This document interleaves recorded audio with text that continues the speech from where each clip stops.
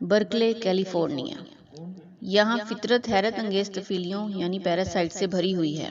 ان میں سے ایک زبان کھانے والا کیڑا بھی ہے جو مچھلیوں کے منہ میں جا کر ان کی زبان کاٹ ڈالتا ہے اور خود زبان کا حصہ بن جاتا ہے۔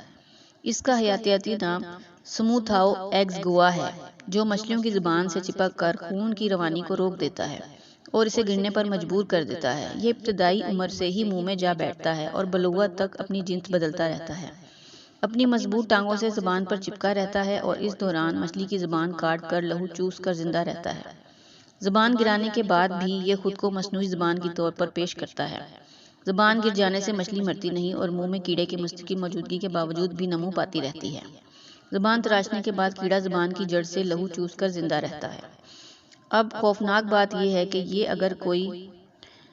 اسے اگر کوئی مادہ مل جائے تو یہ اپنی نسل بھی بڑھانے لگتا ہے۔ زبان خور کیڑا ایکواڈور سے لے کر کیلیفورنیا تک عام پایا جاتا ہے اور بالخصوص بحر اوقیانوس میں بھی ملتا ہے۔ اگرچہ یہ انسانوں کے لیے بالکل بے ضرر ہے، البتہ اگر اسے ستایا جائے تو ہاتھوں پر کاٹ سکتا ہے۔ کاوش اچھی لگی ہو تو سبسکرائب کریں، لائک کریں، شکریہ۔